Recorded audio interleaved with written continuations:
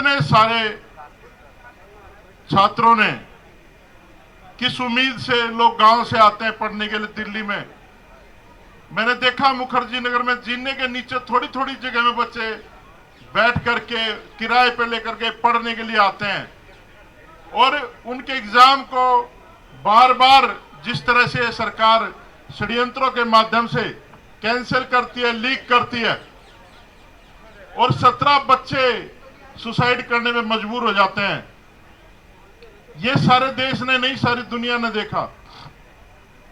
रोहित वेमुला कितने लोगों को याद है? आप लोगों को रोहित वेमुला याद है? तो कितने सारे स्कॉलर इस देश का भविष्य बनाने में जो अपना अहम योगदान दे सकते थे, वो बच्चे आज हमारे बीच में नहीं है। तो ये दुर्भाग्य है इस देश का कि देश पे शासन वो लोग कर रहे हैं जिनको देश से कोई लेना देना नहीं है, जिनको सिर्फ अपने आकाओं को, जो विदेशी शक्तियां हैं या जो देश में जो बड़े बड़े पूंजीपति हैं, उन लोगों के घर भरने में उनका ज्यादा इंटरेस्ट है, अपने दोस्तों की संपत्तियां बढ़ाने में ज्यादा इंटरेस्ट है, ना कि इस देश के जो युवा हैं। इतनी बड़ी आबादी है, उनको एक देश का चीफ जस्टिस, जो दुर्भाग्य से हमारे हरियाणा की धरती से ही आता है, वो कॉकरोच कहता है। अरे जब हक और अधिकार की बात आती है तो इनके साथ हमेशा धोखा होता है। अभी मेरे से पहले जो वकील साहब थे वो कह रहे थे झुग्गियां तोड़ी जा रही। एक मान्यवर साहब काशीराम ने एक नारा दिया था कि जो जमीन सरकारी है वो जमीन हमारी है। अरे हम इस देश के लोग हैं भाई, हम कहीं बाहर से आके थोड़ी बसे हैं। ये धरती देश की, हम देश के हैं, तो लोगों से देश बनता है ना। लोगों का घर तोड़ने पर पूरी दिल्ली में डेमोलिशन चल रही है।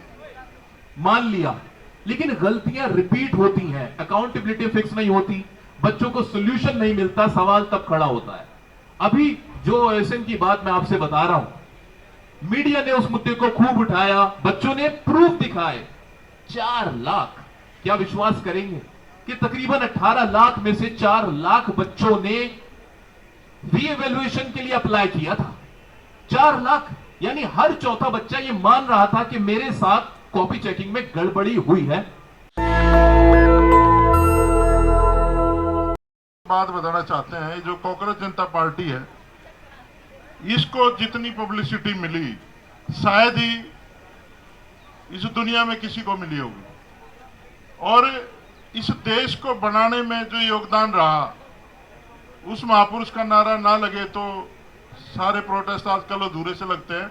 हालांकि 10 साल पहले कोई देखता भी नहीं था, फोटो किसी के हाथ में नहीं होता था। आज कोई भी प्रोटेस्ट है बाबा साहब अम्बेडकर के बिना नहीं होता। बाबा साहब अम्बेडकर अमर रहे, बाबा साहब अम्बेडकर अमर रहे।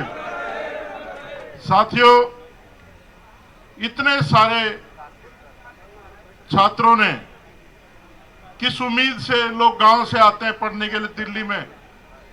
मैंने देखा मुखर्जी नगर में जीने के नीचे थोड़ी थोड़ी जगह में बच्चे बैठ करके किराए पे लेकर के पढ़ने के लिए आते हैं, और उनके एग्जाम को बार बार जिस तरह से सरकार षड्यंत्रों के माध्यम से कैंसिल करती है, लीक करती है, और 17 बच्चे सुसाइड करने में मजबूर हो जाते हैं। ये सारे देश ने नहीं, सारी दुनिया ने देखा। रोहित वेमुला कितने लोगों को याद है? आप लोगों को रोहित वेमुला याद है? तो कितने सारे स्कॉलर इस देश का भविष्य बनाने में जो अपना अहम योगदान दे सकते थे, वो बच्चे आज हमारे बीच में नहीं है। तो ये दुर्भाग्य है इस देश का कि देश पे शासन वो लोग कर रहे हैं जिनको देश से कोई लेना देना नहीं है, जिनको सिर्फ अपने आकाओं को, जो विदेशी शक्तियां हैं या जो देश में जो बड़े बड़े पूंजीपति हैं, उन लोगों के घर भरने में उनका ज्यादा इंटरेस्ट है, अपने दोस्तों की संपत्तियां बढ़ाने में ज्यादा इंटरेस्ट है, ना कि इस देश के जो युवा हैं। इतनी बड़ी आबादी है, उनको एक देश का चीफ जस्टिस, जो दुर्भाग्य से हमारे हरियाणा की धरती से ही आता है, वो कॉकरोच कहता है। अरे बच्चे तो भैया आपके भी घर में होंगे, बच्चे तो सभी मिनिस्टरों के घर में होंगे, या जो और भी लोग राजनीति में उनके घर में भी होंगे।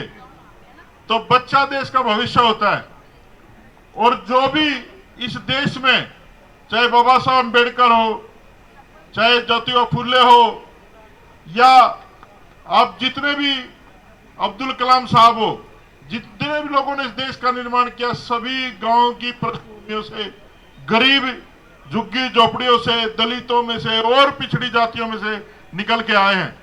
लेकिन जब हक और अधिकार की बात आती है तो इनके साथ हमेशा धोखा होता है। अभी मेरे से पहले जो वकील साहब थे वो कह रहे थे झुग्गियां तोड़ी जा रही। एक मान्यवर साहब काशीराम ने एक नारा दिया था कि जो जमीन सरकारी है वो जमीन हमारी है। अरे हम इस देश के लोग हैं भाई, हम कहीं बाहर से आके थोड़ी बसे हैं। ये धरती देश की, हम देश के हैं, तो लोगों से देश बनता है ना। लोगों का घर तोड़ने पर पूरी दिल्ली में डेमोलिशन चल रही, कोई नहीं बोलता। यहां से भी एक पार्टी बनी थी, बहुत सारे लोग यहां से राजनीति में आए, लेकिन जब सत्ता की कुर्सी में बैठ जाते हैं वो सब भूल जाते हैं। सब जाकर के वहां कातिया कुत्ते बन के बैठ जाते हैं, जो मालिक कहेगा वो करेंगे हम लोग। वो पार्टी के खिलाफ नहीं बोलते, चाहे उनके घर के खिलाफ कोई काम हो जाए। इतना बुरा हाल है। और ये जो आंदोलन है, आप ये मत समझो कि यहां थोड़े लोग हैं, हर घर में आपके आंदोलन की चर्चा है। हर घर में, हर सोसाइटी में, हर जात में, हर बिरादरी में, हर जगह आपके आंदोलन की चर्चा है। धन्यवाद संदीप जी, बहुत बहुत धन्यवाद। आपने अपने मुझे लगता है भाइयों को अच्छा नहीं लग रहा मेरा यहाँ बोलना। कोई बात नहीं भाई, हम सपोर्ट करेंगे, बाहर रह के कर लेंगे, क्योंकि मैं तो आंदोलनकारी आदमी हूँ। इस देश में ना हम युद्ध के मैदान में पैदा हो रखे भाई। इस देश में पैदा होते दलित जो लड़ना शुरू करता है और मरते दम तक लड़ता रहता है। अम्बेडकर को आज सम्मान मिला इस देश में, बाबा साहब अम्बेडकर को। इस देश में बाबा साहब अम्बेडकर को सम्मान नहीं दे पाए यार, कोई बात नहीं। 22 मिलियन बच्चों का जो मुझसे पढ़ते हैं, जो मुझ पे विश्वास करते हैं, उन करोड़ों बच्चों का मैं यहाँ रिप्रेजेंटेटिव हूँ। उनकी आवाज उठाने के लिए आज मैं यहाँ आया हूँ। बहुत सारे स्टूडेंट्स जो परेशान थे, जो मुझसे कह रहे थे कि सर आप हमेशा हमारी आवाज उठाते आए हैं, आपने हमारी आवाज को हमेशा आगे रखा है, अब जब हमें आपकी जरूरत है तो आप यहाँ आके हमारी आवाज क्यों नहीं उठा रहे। जब मेरे स्टूडेंट्स, मेरे बच्चे मुझे इतने प्यार से बुलाएंगे तो मैं कैसे ना आता। आज ना मैं अपनी बात करने आया हूं, ना मैं किसी और की बात करने आया हूं, मैं तो बात करने आया हूं सिर्फ उन स्टूडेंट्स की जो अभी परेशान हैं। और रिसेंटली जो भी कुछ हुआ है, चाहे वो नीट की बात हो, चाहे वो सीबीएसई की बात हो, ओएसएम चेकिंग की बात हो, हर तरह से बच्चों के हाथ सिर्फ निराशा लगी है। और एक डेमोक्रेसी का ये सिस्टम ही होता है कि अगर कोई समस्या स्टूडेंट्स को है, वो अपनी बात को आगे रखेंगे तभी उसका समाधान भी होगा। सबसे पहले तो मैं आप सभी लोगों से बहुत इंप्रेस्ड हूं कि आप सभी लोग इतनी गर्मी में भी अपनी बात को आगे रखने आए हैं। तो जो आने वाली जो हमारी जनरेशन है, ये जेनजी जो है, ये भाई किसी से कम नहीं है। सबसे पहले आप लोगों के लिए तालियां, आपके इस जोश के लिए तालियां, आपके इस हिम्मत के लिए तालियां कि आप सिर्फ अपनी बात रख रहे हैं, अपने मुद्दे आगे रख रहे हैं। मैं यहां जब आया तो एक चीज मेरे माइंड में थी जो मैं आप सभी लोगों के साथ शेयर करूंगा। ये मैं सोच के आया था कि ये बात मैं आप सभी को बताऊंगा। अभी सीबीएसई ने जब क्लास 12 का 13 मई को जो रिजल्ट डिक्लेयर किया, उसमें क्या हुआ? रिजल्ट डिक्लेयर हुआ, बच्चों को प्रॉब्लम शुरू हुई। बच्चों का कहना था कि उनको जो मार्क्स मिलने चाहिए थे उतने नहीं मिले, एक्सपेक्टेशन से कम मार्क्स आए हैं। उसके बाद बच्चों ने ओएसएम के ऊपर सवाल खड़े किए, ये बात आगे बढ़ी और फिर हमने देखा कैसे वेदांत का केस था जिसमें पूरी की पूरी कॉपी ही रिप्लेस हो गई थी, किसी और बच्चे की कॉपी चेक करके उसके रिजल्ट में दे दी गई थी। हर्षिता के साथ भी कुछ ऐसा ही हुआ था और ना जाने हजारों ऐसी कॉपी सामने आई जो ब्लर्ड थी। ये मुद्दा जब सबसे पहले उठा तो मैं उन लोगों में से था जिन्होंने अपने बच्चों की बात को आगे बढ़ाया, इस मुद्दे को आगे तक लेके गया। और मेरा कोई और ऑब्जेक्टिव नहीं था। मैंने तब भी कहा था और आज भी कहूंगा कि मैं सिर्फ अपने इन स्टूडेंट्स के लिए बोल रहा हूं, इनका समाधान निकल जाए, इनको सोल्यूशन मिल जाए। इसके अलावा मुझे इसका क्रेडिट ना भी मिले, मुझे फर्क नहीं पड़ता है। मैं यहां हूं, इनके लिए हूं। और एक देश, एक कंट्री तभी डेवलप कर सकता है, तभी डेवलप कर सकती है जब उस कंट्री का एजुकेशन सिस्टम रोबस्ट हो, there must be a robust and strong education system in a developed country. और जो हम आज देख रहे हैं कि आज जो चीजें होती हैं, गलतियां हो जाती हैं, मान लिया, लेकिन गलतियां रिपीट होती हैं, अकाउंटेबिलिटी फिक्स नहीं होती, बच्चों को सोल्यूशन नहीं मिलता, सवाल तब खड़ा होता है। अभी जो OSM की बात मैं आपसे बता रहा हूं, मीडिया ने उस मुद्दे को खूब उठाया, बच्चों ने प्रूफ दिखाए। 4 लाख, क्या विश्वास करेंगे कि तकरीबन 18 लाख में से 4 लाख बच्चों ने रीएवैल्यूएशन के लिए अप्लाई किया था। 4 लाख, यानी हर चौथा बच्चा ये मान रहा था कि मेरे साथ कॉपी चेकिंग में गड़बड़ी हुई है, और वो रीवैल्यूएशन के लिए भी पूरी तरह से अप्लाई नहीं कर पाया। क्यों? पोर्टल ही नहीं चल रहा था। कितने स्टूडेंट्स ऐसे हैं जो पोर्टल की समस्या से जूझ रहे थे? Can you please raise your hands? बहुत सारे क्लास 12 के स्टूडेंट्स यहां हमें मिल जाएंगे जिन्होंने रीवैल्यूएशन के लिए अप्लाई किया, रीवैल्यूएशन नहीं हो पाया। और उसके बाद भी क्या हुआ? हमारे शिक्षा मंत्री ने यह माना कि OSM में गड़बड़ी थी। मीडिया हाउस ने इस बार ना, आप मीडिया को कुछ नहीं कह सकते, इस मुद्दे को मीडिया ने खूब चलाया, बहुत अच्छे से चलाया। हर मीडिया चैनल दिखा रहा था CBSE में OSM की सिस्टम के अंदर गलतियां हैं, गड़बड़ियां, सबने बोला। लेकिन ये ना एक ट्रेंड हो गया है कि बोलो लेकिन कोई सोल्यूशन नहीं निकलेगा। इसीलिए हम लोगों को यहां आना पड़ रहा है, क्योंकि मीडिया ने भी अगर चलाई बात कि CBSE में गड़बड़ी थी, जो शिक्षा मंत्री है उन्होंने भी कहा गड़बड़ी थी, CBSE ने खुद कहा कि हां हमारी सिस्टम में गड़बड़ियां हुई हैं, लेकिन फिर बच्चों को क्या मिला? क्या कोई विश्वास के साथ कह सकता है कि अभी जो ये CBSE का मुद्दा था, अगर एग्जांपल के लिए ले लें, जहां 98 लाख कॉपीज चेक हुई थी, क्या वो 98 लाख कॉपीज एकदम सही चेक हुई थी? क्या कोई कह सकता है? और अगर मैं अपने स्टूडेंट्स की इस आवाज को आगे ना उठाऊं, मैं सोचूं कि मेरा काम तो सिर्फ इतना है कि बच्चों को पढ़ाया, ऑनलाइन पढ़ाया, वीडियो बनाए, लाइव आके उनको प्रैक्टिस करा दी और मैं चल दिया, अगर मैं ये सोचूं तो मुझे कोई अधिकार नहीं है, I have no right to say myself as a teacher. मैं अपने आप को फिर शिक्षक नहीं कह सकता, अपने आप को एक टीचर नहीं कह सकता, क्योंकि एक टीचर तो वो होता है जो बच्चों की भावनाओं को समझे, उसके साथ खड़ा रहे, उसकी प्रॉब्लम्स को सॉल्व करे, कम से कम कुछ नहीं कर सकता तो उसका साथ दे। सो एक शिक्षक जो एक टीचर होता है, मैं उसके बारे में बहुत क्लियर हूं कि एक टीचर की जो जाति होती है वो होती है कि वो शिक्षक होता है, दैट्स इट। वो एक एजुकेटर होता है। मेरा नाम कुछ हो सकता है, किसी और टीचर का नाम कुछ हो सकता है, लेकिन उनकी जाति सिर्फ एक है, वो है कि दे आर टीचर्स। शिक्षक का धर्म कौन सा होता है? एजुकेटर का, टीचर का धर्म कौन सा होता है? उसका सिर्फ एक धर्म होता है, और वो धर्म होता है पढ़ाना, पूरे दिल से, पूरी ईमानदारी के साथ पढ़ाना। और उसकी जो प्रॉपर्टी होती है वो होती है उसकी क्लास, उसका जो वेपन होता है, जो उसका हथियार होता है, वो उसका पेन होता है।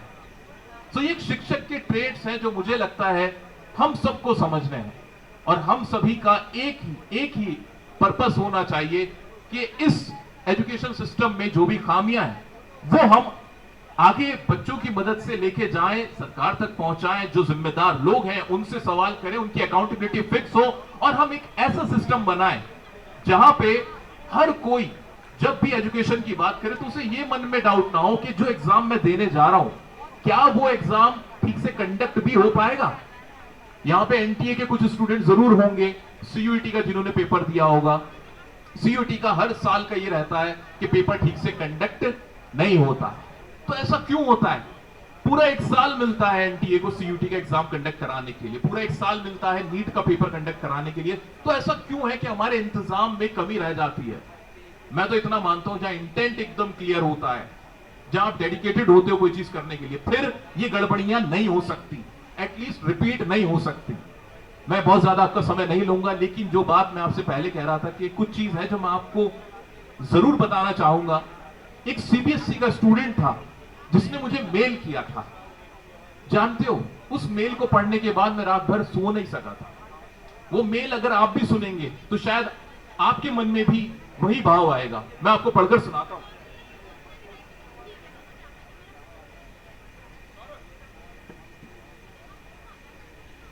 मैं बच्चे का नाम नहीं बता सकता, लेकिन उसकी लाइन देखिए क्या लिखा हुआ है। मेल की शुरुआत थी, हेलो, मेल की शुरुआत ही थी, सब्जेक्ट था कि अर्जेंट ह्यूमैनिटेरियन अपील। और शुरुआत में लिखा था कि I am writing this letter with a trembling heart, कि ये जो मैं लेटर लिख रहा हूं ना सर आपको, मैं ट्रेम्बलिंग हार्ट के साथ लिख रहा हूं, and tears in my eyes, और मेरी आंखों में आंसू हैं। बच्चा बोल रहा है, hoping that someone at this esteemed institution will hear the cry of a helpless student, इस उम्मीद में कि कोई तो होगा इतनी बड़ी इंस्टीट्यूशन में जिसका नाम सीबीएसई है, जो एक होपलेस स्टूडेंट की चीख को सुन सके। will hear the cry of a helpless student whose entire future hangs in the balance today, कि जिस स्टूडेंट का पूरा एंटायर करियर बीच में खड़ा हुआ है, बीच में लटक गया है, अधूरा रह गया है। वो बच्चा इतने हार्ड वर्ड्स मैं पूरा आपको सुना नहीं सकता, समय ज्यादा लग जाएगा। वो बच्चा इतना परेशान क्यों है, क्यों रो रहा है, क्या प्रॉब्लम थी? जब एक स्टूडेंट मेहनत करता है, सिर्फ वो जानता है कि मेहनत के बाद जब उसको उसका रिजल्ट ना मिले जितना वो डिजर्व करता है तो कितनी तकलीफ होती है। सो इस मैसेज ने मुझे उस दिन सोने नहीं दिया था। मुझे लग रहा था कि क्या कुछ ऐसा है जो मैं कर सकता हूं, कैसे मैं इसकी प्रॉब्लम का समाधान निकाल दूं, क्योंकि मैं भी तो एक स्टूडेंट रहा हूं, आप सब भी स्टूडेंट रहे। हम रात भर मेहनत करते हैं, जागते हैं, पढ़ाई करते हैं, और उसके बाद अगर हम एग्जाम देने के बाद भी हमें वो रिजल्ट ना मिले जो हम डिजर्व करते हैं, तो इससे बड़ी दुख की बात कोई नहीं हो सकती। अंत में सिर्फ इतना कहना चाहूंगा कि मेरा अस्तित्व, मेरा पूरा इस दुनिया में जो एग्जिस्टेंस है, वो मेरा काम है, और वो काम है बच्चों को पढ़ाने का। मैं हमेशा सिर्फ बच्चों के लिए ही काम करता आया हूं, आगे भी करता रहूंगा, उनके लिए यहां हूं, और जहां कहीं भी मेरे स्टूडेंट्स मुझे बुलाएंगे और उनके मुद्दे की बात होगी, मैं हमेशा वहां खड़ा रहूंगा। हमें एक बच्चा पोस्टर लेके आया है, ये इनका प्यार है, ये इनकी उम्मीदें हैं जो हमसे जुड़ी होती हैं। अगर हम इनकी उम्मीदों को नहीं समझ पाए, अगर हम इनके विश्वास के साथ ना खड़े हों, तो हमें कोई अधिकार नहीं खुद को शिक्षक कहने का, खुद को एजुकेटर कहने का। अगर हम इनके साथ नहीं खड़े हो सकते, एक टीचर के तौर पे अपने बच्चों की आवाज नहीं उठा सकते, हम सिर्फ ये डरते रह जाएं कि नहीं हम नहीं बोलेंगे, तो शायद फिर हमें कुछ और काम कर लेना चाहिए। ये मेरा अपना मानना है। अंत में इतना ही बोलूंगा कि आपकी विचारधारा कुछ भी हो, आइडियोलॉजी कुछ भी हो, आपके जो ओपिनियन है वो डिफर कर सकते हैं, आपकी भाषा डिफर कर सकती है, आपका पर्पस अपनी पर्सनल लाइफ में कुछ और हो सकता है, लेकिन ये याद रखिए, हमारी जो प्यारी कंट्री है, our beloved India as a country, उसमें हम सबको मिलके काम करना है। उसमें बच्चों का रोल बहुत बड़ा है, एजुकेशन का रोल बहुत बड़ा है। सो हमें इस वक्त सिर्फ एक चीज याद रखनी है, एक पर्पस याद रखना है कि क्या हमें सिर्फ एजुकेशन की बात करनी है, बच्चों की बात करनी है, जिसके लिए यहां सब लोग इकट्ठा हुए हैं। हमें इन सबको सपोर्ट इसलिए करना है क्योंकि यहां एजुकेशन का सवाल है, बच्चों का सवाल है, लाखों करोड़ों जिंदगियों का सवाल है। सो बाकी बहुत बड़े बड़े लोग यहाँ पे आके बहुत अच्छी अच्छी बातें कह के गए हैं, आप लोगों ने सब कुछ सुनी रखा है। मैं चाहूंगा कि बाकी लोगों को भी मौका दिया जाए, वो भी अपने विचार आपके साथ साझा करें। बाकी अभी मैं आप लोगों का धन्यवाद करना चाहता हूं, इतनी गर्मी में, इतनी भीड़ में आप लोग यहाँ पे आए हैं और एक अच्छे कॉज के लिए आए हैं, और सभी लोगों को मैं इन सभी को शुभकामनाएं देना चाहता हूं। यहाँ पे जितने भी लोग मौजूद हैं, दहिया जी हो गए, दीपके जी हो गए, जो आप लोगों के लिए आवाज उठा रहे हैं, उम्मीद करता हूं कि आपकी आवाज खाली नहीं जाएगी और जरूर कुछ पॉजिटिव चेंजेस हम मिलकर लेके आएंगे। जय हिंद, जय भारत। नेशनल दस्तक की आपसे गुजारिश है कि अगर इसको बचाना चाहते हैं तो नेशनल दस्तक को सब्सक्राइब करने के लिए रेड कलर के सब्सक्राइब बटन को दबाएं, फिर बेल आइकन की घंटी दबाएं। नेशनल दस्तक को बचाने के लिए बहुत जरूरी है कि हर खबर को शेयर करें, लाइक करें, कमेंट जरूर करें।